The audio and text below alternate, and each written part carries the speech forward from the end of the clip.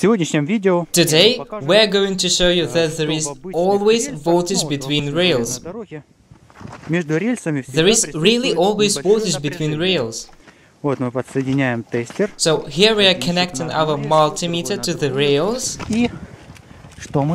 And it shows us an average from 2.5 to 3 volts. But it's unstable. So now we will show you why it's unstable. As it turned out, it's not just alternating current, but it's like a Morse code. So, to demonstrate you how it works, we need to connect a speaker with a light bulb. Do you see it? Look at the bulb.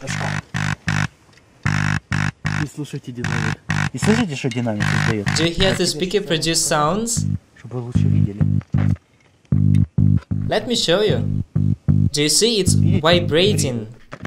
It makes the stone jump up and down. It's quite interesting and strange.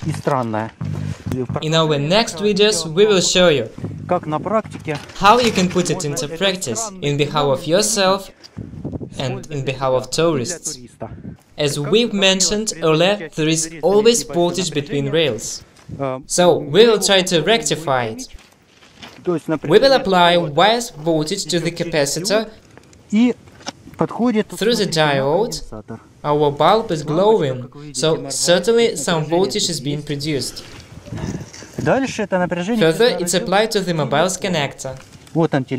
So here is our cell phone, so show them what will happen.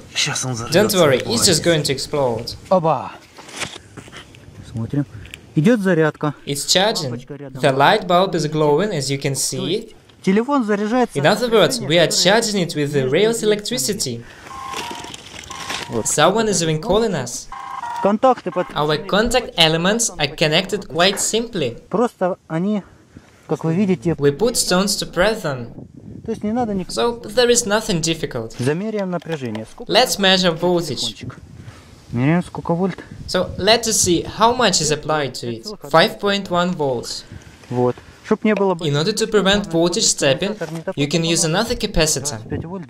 Instead of 25 volts, you can use a higher voltage capacitor.